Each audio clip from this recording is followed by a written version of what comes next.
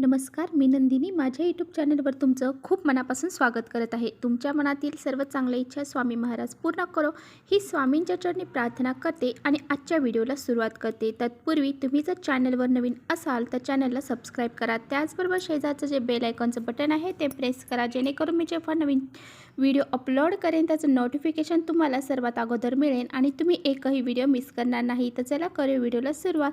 तर आज आहे मार्गशीर्ष महिन्यातील चौथा गुरुवार आणि त्याचबरोबर आज कालाष्टमी देखील आहे. त्यामुळे आपल्याला मार्गशीर्ष महिन्याची जी पूजा अर्चा आहे तर ती सुद्धा करायची आहे आणि त्याचबरोबर आपल्याला कालभैरवनाथाची सुद्धा पूजा करायची आहे. तर आपल्या प्रत्येक घरामध्ये महिला ह्या गुरुवारचं व्रत करत असतात. तर आपल्याला महालक्ष्मीची पूजा तर करायचीच आहे. त्याचबरोबर आज गुरुवार असल्यामुळं आपल्याला भगवान श्री हरी विष्णूंची पूजा अर्चा करायची आहे. त्याचबरोबर आज कालाष्टमी देखील आहे. तर हा खूप मोठा योगायोग जुळून आलेला आहे. तर यामुळेच आपल्याला आज काल भैरवनाथाची सुद्धा पूजा करायची आहे. तर रात्री आपल्याला काल भैरवनाथाची पूजा करायची आहे. त्याचबरोबर काही उपाय देखील करायचे आहेत आणि त्याचबरोबर रात्री आपल्याला हा एक उपाय करायचा आहे. रात्री घरातून बाहेर अशी ही एक वस्तू टाकायची आहे, ज्यामुळे आपल्या जीवनामध्ये जे काही संकट आहेत, अडचणी आहेत, दुःख आहे, दारिद्र्य आहे, ते नष्ट होऊन जाईल. आपल्या जीवनामध्ये प्रगतीमध्ये जे काही अडथळे निर्माण होत आहेत, आपले मुलांची, घराची प्रगती होत नाही आहे, तर त्यासाठी आपल्याला हा एक उपाय आवर्जून करायचा. तर पहा, आपल्या घरामध्ये वेगवेगळ्या प्रकारे नकारात्मकता येत असते. आपण एखाद्या ठिकाणी बाहेर जातो आणि ती जागा कशी आहे काय आपल्याला माहीत नसतं आणि त्या जागेवर कधी ॲक्सिडेंट झालेला असतो किंवा मग काहीतरी दुर्घटना तिथे झालेली असते.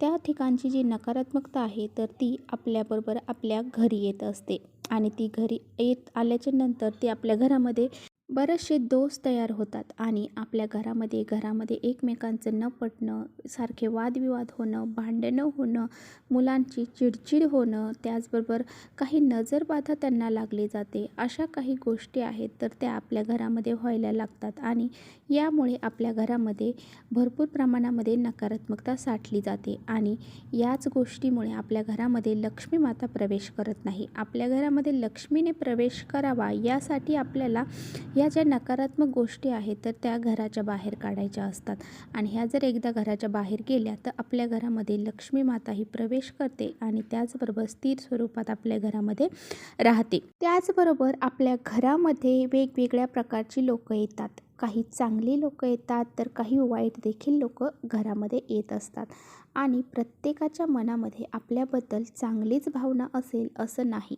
बऱ्याच जणांच्या मनामध्ये पहा, आपले स्वतःचे मित्र जरी असतील ना किंवा मग घराच्या आसपास राहणारे शत्रू जरी असतील ना, ते सुद्धा आपल्याबद्दल काही ना काही वाईट गोष्टी ह्या मनामध्ये विचार करत असतात आणि त्याचा परिणाम आपल्या घराला दोष लागला जातो आणि आपल्या घराला अशी ही त्यांची नजर लागली जाते आणि त्यामुळे आपल्या घरामध्ये नकारात्मक गोष्टी घडायला सुरुवात होते आणि आपल्या घराची प्रगती होण्यापासून थांबते.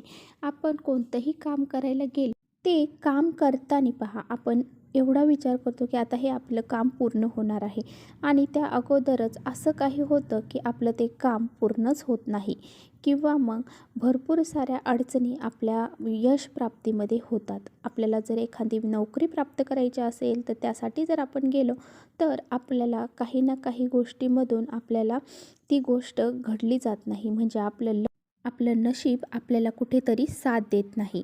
तर पहा, कधी कधी काय होतं, खूप सारी कष्ट करतो, खूप सारं मेहनत करतो, परंतु आपल्या घरामध्ये पैसा टिकत नाही आणि तो पैसा आला तरी तो लगेचच कोणत्या ना कोणत्या मार्गाने घराच्या बाहेर निघून जातो. त्यामुळे आपल्या घरामध्ये जे काही नकारात्मक शक्ती असतात पहा, यामुळे आपल्या घरामध्ये ह्या सर्व गोष्टी घडत असतात आणि आपल्या कष्टाला, मेहनतीला नशिबाची साथ मिळणं खूप महत्त्वाचं असतं. तर ही नशिबाची साथ जी आहे ती मिळवण्यासाठी अशा काही तिथी असतात ना, या तिथींना आपल्याला हे विशिष्ट उपाय जर आपण आपल्या घरामध्ये केले तर आपले जे काही नजरबाधा असतील किंवा काही दोष असतील, नकारात्मक शक्ती असतील, त्या सर्व नष्ट होतात आणि आपले नशीब हे आपल्याला साथ द्यायला सुरुवात करतं. तर पहा, आपल्याला संध्याकाळी अशा कोणत्या वस्तू घ्यायच्या आहेत आणि त्या आपल्याला आपल्या घरातली नकारात्मकता दूर करण्यासाठी घराच्या बाहेर फेकायच्या आहेत. तर आपल्याला पहिली वस्तू जी आहे पिवळी मोहरी. तर पिवळी मोहरी ही आपल्याला घ्यायची आहे आणि ती घेतल्यानंतर आता बघा, ही पिवळी मोहरी घ्यायची आहे आणि त्याचबरोबर आपल्याला घ्यायचे आहेत काळे तीळ. तर आज कालाष्टमी देखील आहे, त्यामुळे काळे तिळाला सुद्धा खूप सारं महत्त्व आहे.